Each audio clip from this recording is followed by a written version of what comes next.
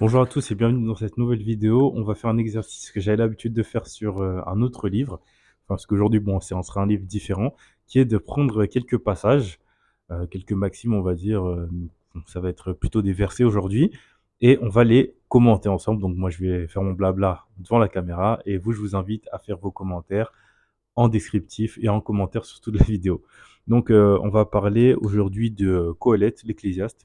Donc, c'est un livre biblique qui a été écrit par le roi Salomon, donc fils du roi David, et qui a été le roi Salomon, le roi le plus sage, le plus riche, le plus opulent de toute l'existence d'Israël. Ça, c'est toujours d'après les sources bibliques.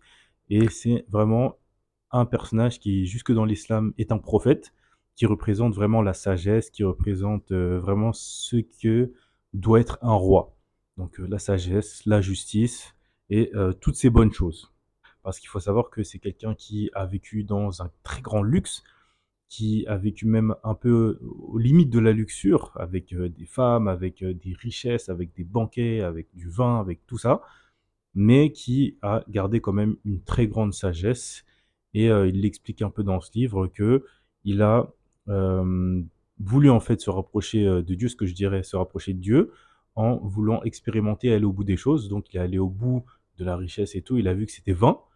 Donc il s'est décidé à aller vers la poursuite de la sagesse. Et en fait, il a vu que c'était vain aussi.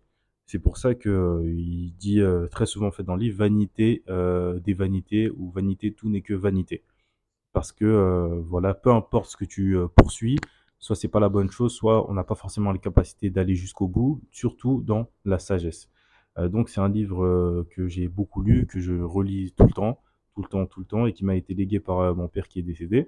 Donc malheureusement, je l'ai pas lu pendant qu'il était encore en vie, donc ça m'aurait quand même permis de discuter de ce livre avec lui. Mais c'est pas grave. En tout cas, on fait ses propres conclusions. Après, bon, la version que j'ai, c'est un texte commenté. Je vous encourage vraiment, si vous voulez explorer les textes religieux, sacrés et tout, de prendre des versions commentées.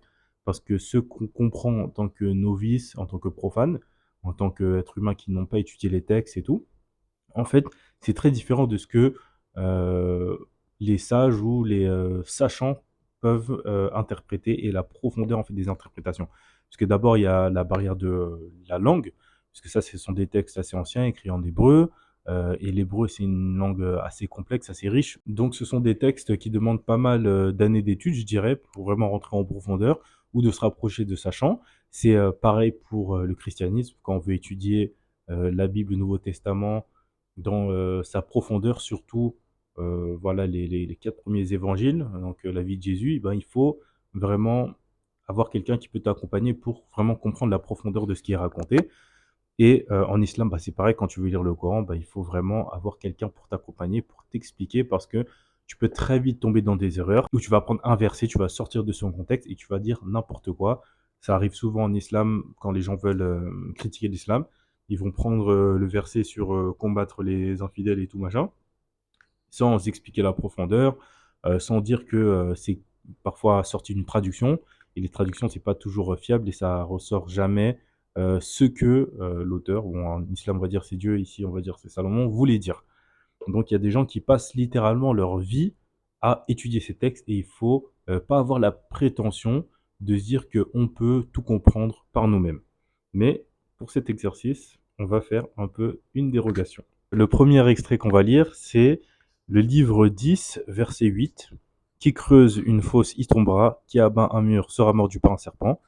Verset 9. Qui transporte des pierres sera blessé par elles, qui fend du bois s'exposera de ce fait au danger.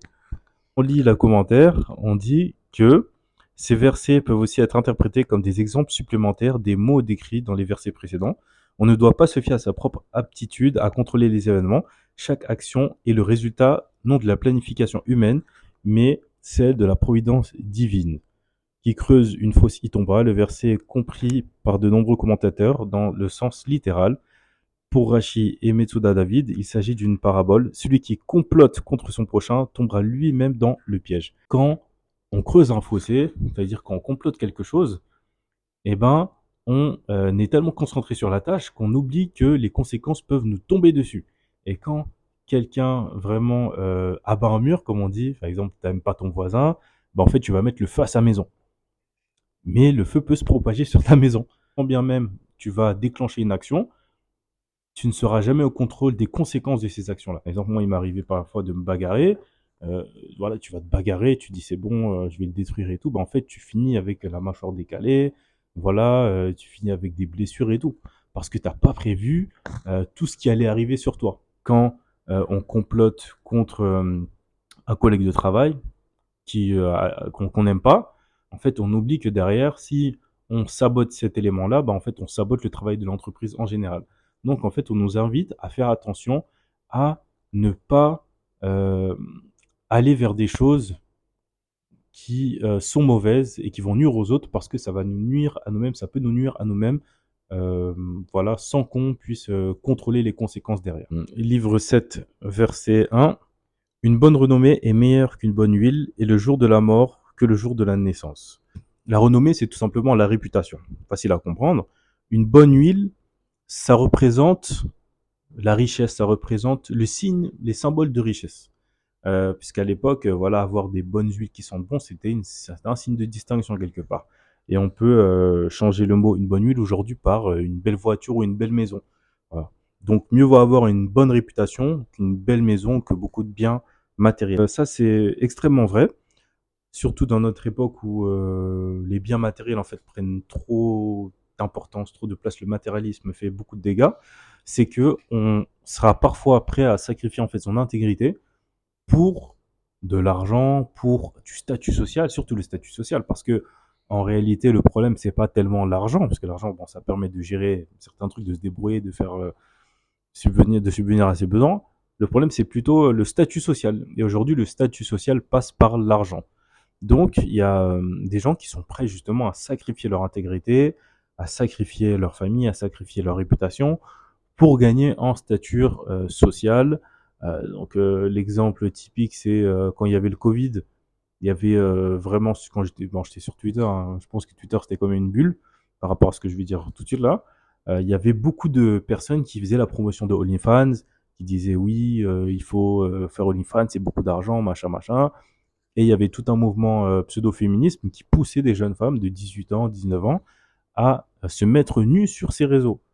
Et c'est là où ça a vraiment explosé en plus avec le Covid, le confinement, les gens pouvaient plus sortir de chez eux. Il y avait beaucoup plus de misère affective, beaucoup de misère sexuelle aussi.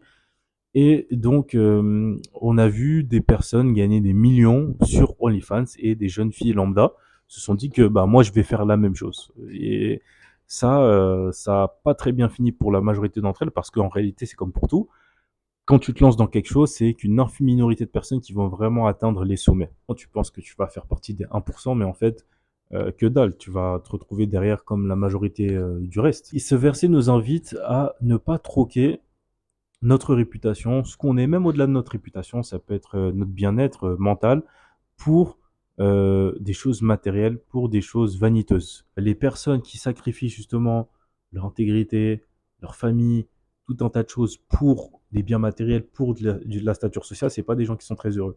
C'est pas des gens qui sont très joyeux. C'est pas des gens qui sont très positifs, qui ont un œil bienveillant sur l'humanité non plus. L'intégrité et le respect de soi et sa réputation, ça doit quand même passer devant. Mais ça, c'est compliqué à expliquer quand le monde qui nous entoure est dirigé par les forces de l'argent, chacun veut sa part du gâteau, il y a des gens qui sont nés dans des situations un peu compliquées, et c'est très difficile de blâmer certaines personnes de faire certaines choses, parce que moi, par exemple, je suis né dans de bonnes conditions, on va dire, j'ai manqué de rien, j'ai eu de bons parents, j'ai fait des bonnes écoles, voilà, j'ai fait des bonnes études aussi, et aujourd'hui je m'en sors bien. Mais des personnes qui ont grandi et qui ont vécu sans rien, c'est très difficile de leur parler de ce type de choses. Mais c'est quelque chose auquel il faut penser. En tout cas, c'est tout pour cette vidéo. J'espère que vous avez apprécié. Bien évidemment, je vous laisse commenter ce que vous avez commenté dans les commentaires. Et on se dit à la prochaine. Salut!